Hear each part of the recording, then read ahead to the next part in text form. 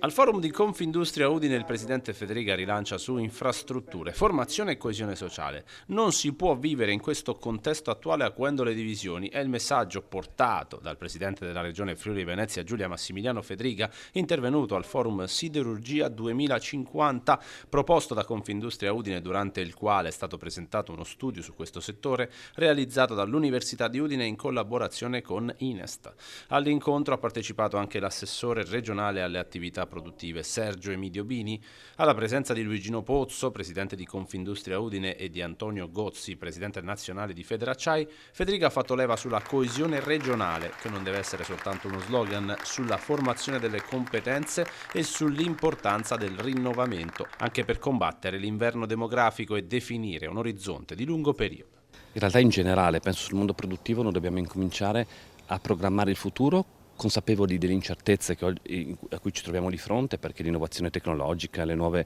metodi produttivi che avremo oggi non li conosciamo, ma con l'altrettanta consapevolezza che dobbiamo però metterci sulla strada giusta affinché tutti quegli strumenti potranno essere utilizzati quando ovviamente le opportunità si presenteranno. E abbiamo di fronte grandi sfide, penso alle sfide globali con le tensioni che esistono, penso all'approvvigionamento energetico, penso all'utilizzo delle nuove tecnologie con tecnologie proprie e non invece delegate ad altri paesi o paesi terzi che condizionerebbero il nostro sistema produttivo, penso alla parte formativa, penso alla carenza di professionisti, insomma un insieme di criticità che dobbiamo essere in grado di affrontare e di programmare insieme, tenendo unito il sistema dal mondo delle istituzioni a quello produttivo, a quello delle rappresentanze sociali, affinché la nostra comunità possa essere accompagnata e alla nostra comunità possa essere garantito un futuro.